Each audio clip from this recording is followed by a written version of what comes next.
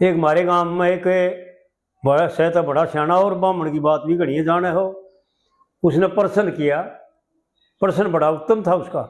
और भाई सुन भी ले में जान ले में कि भाई वाकई क्या बात थी। उसने प्रश्न किया मेरे से कि भाई भगत जी एक बात बता। मगा बोलो भाई, जानता हूँ तो बताऊंगा भाई, और ना मेरा वत खड़े तो बताऊंगा। मैंने हाँ बात तो तेरी ठीक है, पर न्यू बता भाई, ये हमारे ब्याह शादी में जब छोरे का ब्याह करे हैं, लड़के और लड़की को धरू स्थान दिखाओ, बस धरू का नहीं मुंह देख लो धरू। लेकिन ये धरू तो उत्तान पात का लड़का था, उत्तान पात को क्या दिखा था, उसके बापू को लाले मिले और तो जान दे पाछे और गणे होंगे उससे पहले थे। जी जी। भाई उत्तान पात किए बता दे क्या दिखा था। तो मैं बोला भाई हंस पड़ा मैं बोला भाई तेरे बावड़ी बात तक खूब बुझी, लेकिन वैसे भी भाई जान लेंगे ये स्थान धरू से नहीं परंपरा से पहले ही से था जी। और धरू को ये पद दिया था जहां पर आज तक कोई ऋषि महात्मा तपस्वी देवी देवता कोई नहीं पहुंच पाया। बिल्कुल बिल्कुल।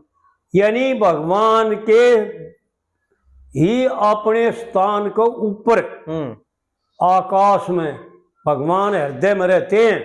हृदय जो है हृदय केंद्र भी कहते हैं, हृदय को हृदय आकाश भी कहते हैं, लेकिन केंद्र बना करके तो भगवान हृदय केंद्र में रहते हैं। और आकाश जो है ना, हृदय का आकाश शरीर के पूरे जो है ना, ब्रह्मा तो आड़े और विष्णु ये शंकर आड़े उत्तर में, और इनसे ऊपर जो है ना भगवान का वास स्थान हृदय आकाश है, जहां पर धरू को स्थान दिया जी। और वहीं पर सप्त ऋषि रहते हैं, और सप्त ऋषि इस संसार को एक एक जर्रे जर्रे को देखते हैं और उनका कल्याण करना होता है ना, इसका कल्याण भी करते हैं, ज्ञान का उपदेश भी करते हैं जी।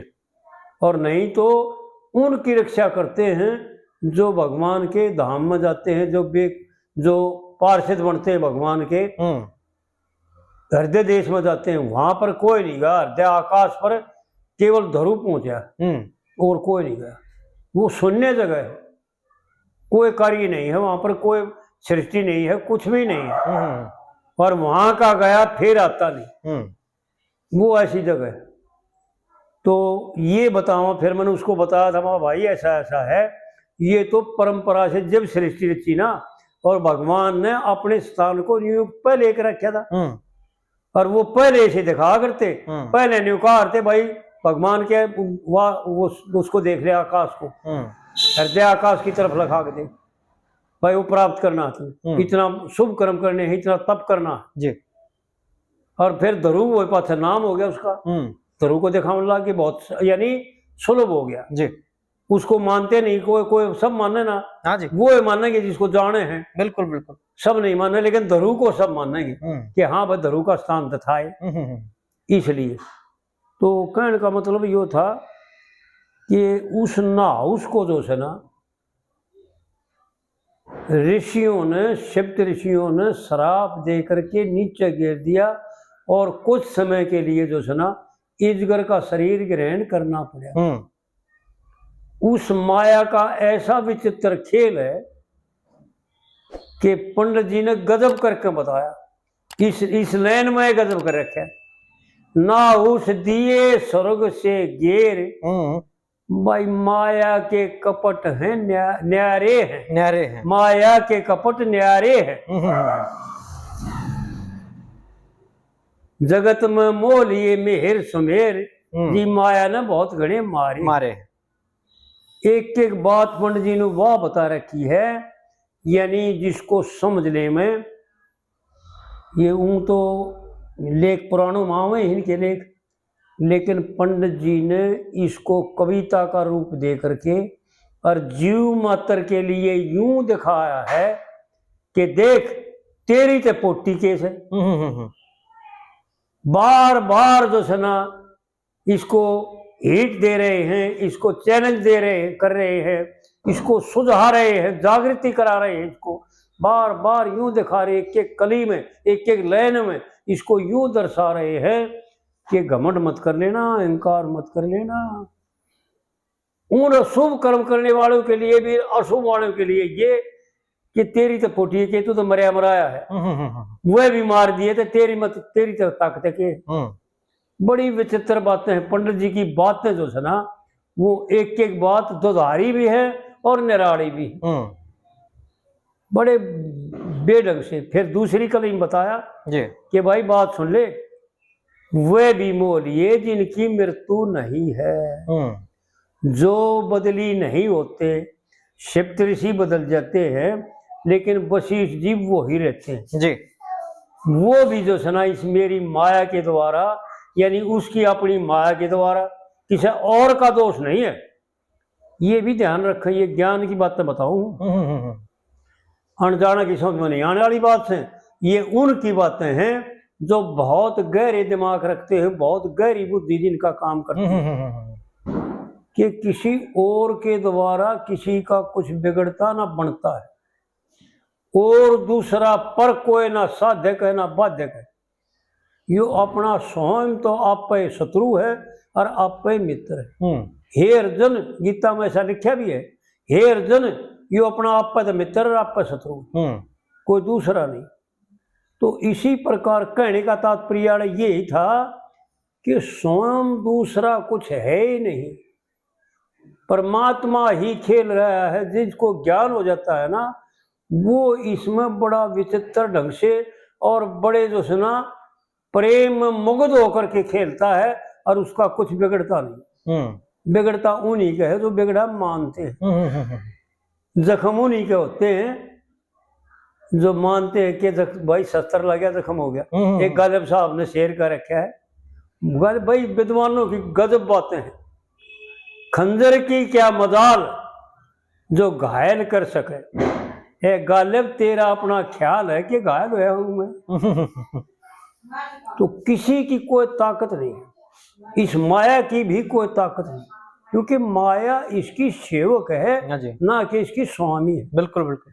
लेकिन यो सेवक को ही स्वामी मान ले। और यह बात मैं बताना चाहूँ, एक खास बात और बता दूं कि जो जानकार महात्मा है ना, जो जानकार स्वामी है ना, वो सेवक को स्वामी मानते हैं, इसलिए सेवक की पूजा करते हैं।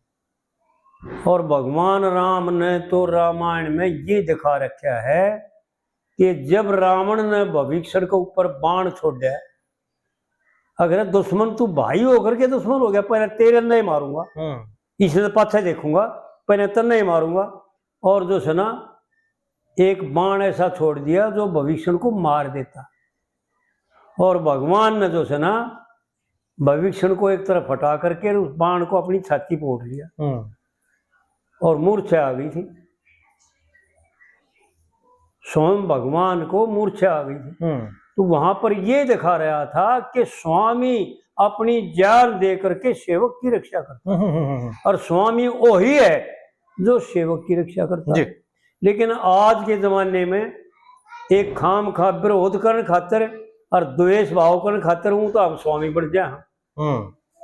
लेकिन मारे में सामर्थ्य अपने को बताने की भी कोई ना, फिर सेवक ने तो बतावा। सही बात है। उसी से तो नफरत, गजब तो यो है कि उसी से तो नफरत है, और वो ही हमारा सेवक है।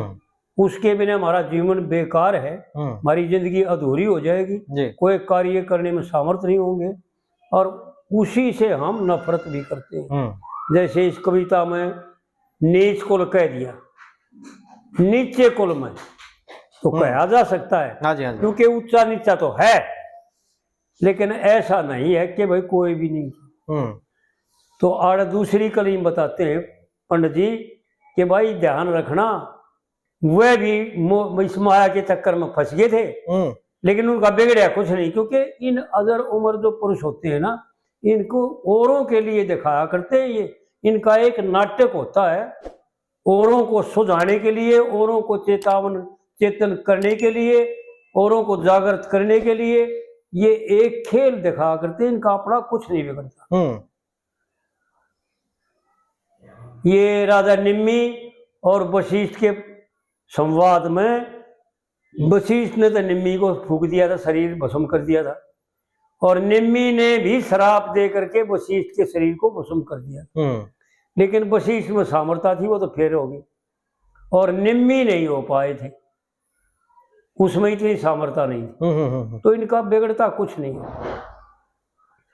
तो आड़ पंडित जी ने यूं बताया, वशिष्ठ के से मुनि मोहे पिपलाद और गौतम लोलीन, अत्रि मुनि करदम शंभु, मुनि सारे परवीन, पुलस्त के से ऋषि मोहे कर दिए 13 यानी पुलस्त भी जो से बहुत सामर्थ्य थे, विश्रुवा ऋषि के बाप थे जी, और विश्रुवा ऋषि का कुबेर था। और ये भी ध्यान रखें कि हमारे यहाँ इस मृतलोक में रावण की वजह से पुलस्त ऋषि ने, इन 13 ऋषियों के गोत हैं, लेकिन 13वां कश्यप ले लिया, पुलस्त ने अपना गोत काट रखा है। किसी भी ब्राह्मण का भी पुलस्त गोत नहीं है, चाहे कोई मुंह दिखताना धर रहा होता लगवा। हमारे गांव में भी है, एक दो हैं जी हमारे गांव में। हाँ है, तो आड़ भी से एक पुलिस, कोई को रावण की कुली गांव। लेकिन क्या है कि पुलस्त ऋषि ने अपने गोत को कुबेर को दे रखा, कुबेर है पुलस्त गोती, पोता वो भी था, पोता यो भी था, रावण भी था पुलस्त का। इस रावण को तो सहस्राबाहु से जा करके छुड़ाया कह रहे इस नीच ने छोड़ दे भाई, उन्हें कहा अगली तो मगेर दिया था घोड़ा, मानकन है मसक कसकन है, उड़ा जा करके इसको छुड़ाया था, नहीं तो इसकी मेर नहीं करी पुलस्त ऋषि ने। आड़ पंडित जी ने बताऊं, वह भी मोहे पुलस्त के से ऋषि मोहे कर दिए 13 अस्तर निश्चर दंत दानव ऋषि मुनि ब्रह्मचारी, ऋषि मुनि ब्रह्मचारी, शंकराचार्य बृहस्पति ब्रह्मपति, ये है वीरहाम पति थे। इसका नाम तो कुछ और पड़ा, लेखन में गलत लिख रखे, पंडित जी ने उसमें बता रखा है, तज गए मेरे संसार की जिन्हें सुक्तरिया का चाया, उसमें सोहन और सहदेव रोचन त्रिया के हुए ना कमी, ये वो ब्रह्मपति। शुक्राचार्य ब्रह्मपति, ऐसा है ना जी, शुक्राचार्य ब्रह्मपति, जिनकी गई मति मारी, प्रदुम्न प्रतापी राजा, सगर के से बलकारी, जिसने कंसरा बाऊ का डर, बल में परशुराम से हारे हैं, हारे हैं जी, यानी वे भी इस माया ने हरा दिए। कहने का पंडित जी का इशारा यो है कि बलवानों में बलवान सहस्रा बाऊ, कनस को तो भगवान ने मारा, सोम सहस्रा बाऊ को भी भगवान ने मारा था, यानी एक रूप धारण करके न दूसरा जी, माया नहीं मारा था वो। और परशुराम के से भी जो है ना, यानी चक्कर खा गए थे, अहंकार हो गया, उड़े दिखा जा करके अहंकार को तोड़ा। भगवान राम ने जब लक्ष्मण के ऊपर बहुत कुपित हो गए, सीता के स्वयंवर में जी, वाल्मीकि रामायण में तो ये लिखा है, देखो भाई बात तो भेद है, वाल्मीकि रामायण में तो ये लिखा है कि जब सीता की को ब्याह करके रामचंद्र जी और वापस आने लगे अयोध्या में, तो रास्ते में परशुराम मिलता है वाल्मीकि रामायण में तो। और केवल राम से ही बातचीत होती है कि आप कौन हो, मेरा धनुष तोड़ दिया, बताओ। वो धनुष तोड़ दिया, मैंने आवाज सुनी थी, उसका आवाज बहुत थी मेरे दौरे कि हाँ महाराज तोड़ दिया, वो मैं हूँ आपका सेवक। तो उड़ा जो है ना, भगवान राम ने परशुराम से ये वादा किया था कि इस मृतलोक में जाकर के तू चार कला का अवतार था परशुराम, यानी अवतार संज्ञा में है जी, तू जा करके आताताई लोगों को जो प्रजा का शोषण करते हैं उनको जो है ना खत्म कर दे। मैं आऊं जब तक यो काम करता रहा, जब मैं आऊंगा ना तो तू अपना भजन करना और आराम करना, मैं फिर यो काम बाकी का मैं करूंगा। तो परशुराम ने ये प्रश्न किया था कि महाराज फिर मैं आपको पहचानूंगा कैसे। तो जब वो धनुष दे दिया था बाकी एक कि यो धनुष दे दिए मेरे ताई, जब इस पर चला था मेरे सवाए और शिव जी के सवाए इस धनुष पर कोई दूसरा जो है ना डोरी बांधने वाला नहीं है, चला चढ़ाने वाला, बाण चढ़ाने वाला नहीं। मैं इस पर जब बाण चढ़ा दूं तो तूने मान लिया कि हाँ मैं आ गया। तो जब परशुराम ने जो सुना वो धनुष दिया कि महाराज पहले इस पर बाण चढ़ा के दिखाओ। जब बाण चढ़ाया ना, जब परशुराम ने उससे माफी मांगी, वाल्मीकि रामायण में तो लिखा है जो, और तुलसीकृत रामायण में ये लिखा है कि जब उस धनुष ने तोड़ा राम ने वो धनुष, तो उसकी आवाज पहुंची परशुराम के पास, यानी ब्रह्मपुरी में। और वहां से जो है ना परशुराम फरसा और वो धनुष बाण लेकर के और ढाल लेकर के भागे। और आ करके वहां देखा जनकपुरी में तो लक्ष्मण आगे हटता है, क्योंकि भगवान ने, जैसे देखो विद्वानों की जो बात होती है ना उसमें कुछ न कुछ राज होता है। वहां तो वाल्मीकि ने यथार्थ दिखाया है, वाल्मीकि रामायण में यथार्थ लिखा है, और भगवान राम के जन्म से एक युग पहले लिखा है कि भाई त्रेता में जाकर के ऐसा ऐसा होगा, ऐसा लिखा है। लेकिन तुलसीदास जी ने जो है ना इस रामायण को बाद में बनाया, भगवान राम होने के बाद जी। तो उसने लिखा है कि तुलसीदास जी, वाल्मीकि जी, जो परशुराम जी जो थे, उनके अहंकार का नाश करने के लिए भगवान की ही आज्ञा से लक्ष्मण ने जो है ना कटु वचनों से उसके हृदय को जो है ना बीज बीज करके और उसको गुस्सा दिला दिला करके और उसको शांत, फिर राम ने शांत किया।